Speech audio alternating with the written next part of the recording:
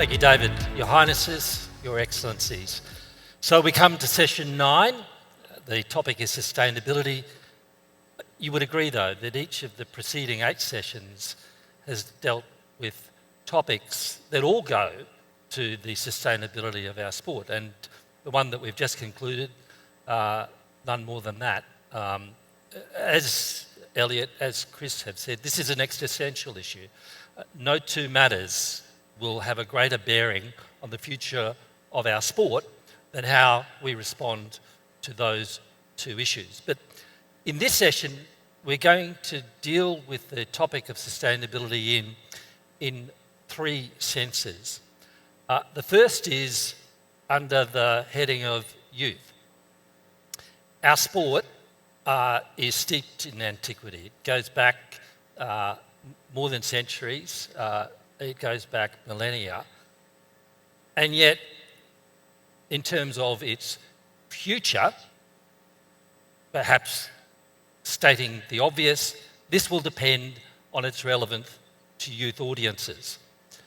And within that, beyond participation as fans, there's the very real issue of participation in our industry itself, particularly the workforce. And beyond the prosaic need to have sufficient workforce to run the economic model of the racing industry, there's the very real consideration that without the passion of caring, committed young people coming into our industry, then the challenge that we've just been dealing with, the welfare of horses, cannot be met. And yet we recognise that we do face challenges in terms of youth participation in our workforce. And this is one of the topics that we will explore in this session.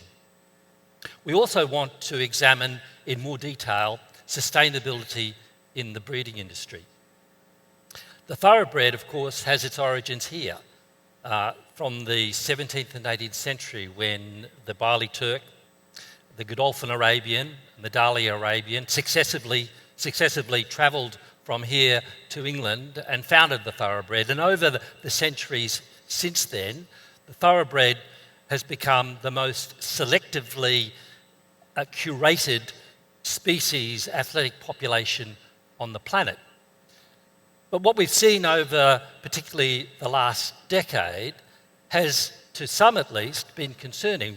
We've seen over the last 2 decades a 1/3 reduction in the foal crop, and at the same time, through phenomena such as shuttle stallions, we see a relative handful of stallions having an overwhelming influence on the breed. What does that mean for the genetic health of the breed? Are there issues there that we need to be concerned about? We also recognise that in terms of the economics, there are implications here. We consider in terms of racing, do we face a challenge in terms of a population that's sufficient to sustain our racing calendars? And if not now, perhaps in the future. Conversely, is it perhaps a good thing? When I commenced in a career in racing administration several decades ago, a very real topic of discussion was that of wastage. Are too many horses being bred that never make it to the races? So have we reached a point of equilibrium, or is it a matter of concern?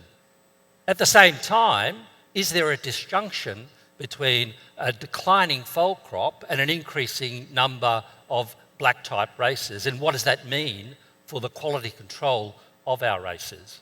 And then in terms of the economics, as our chairman highlighted in the opening session, we see a very, very healthy stratum at the top in terms of the economics of the breeding industry, but below that, perhaps it is weaker than is desirable. And do we face the prospect of teetering on the edge of a further decline in the foal crop in terms of the economics of being engaged in the breeding industry?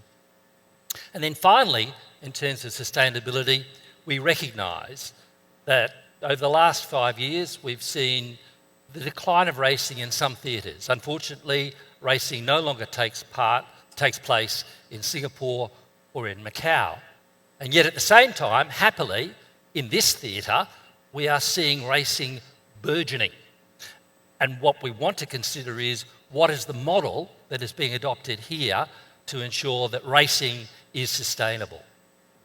Someone said to me outside, one of our panellists, am I allowed to be controversial? And I assured her that not only is she allowed to be controversial, she's encouraged to be so. So I think you are in store for a very, very exciting conversation. And I'm going to hand now to David to introduce our panellists. Thank you.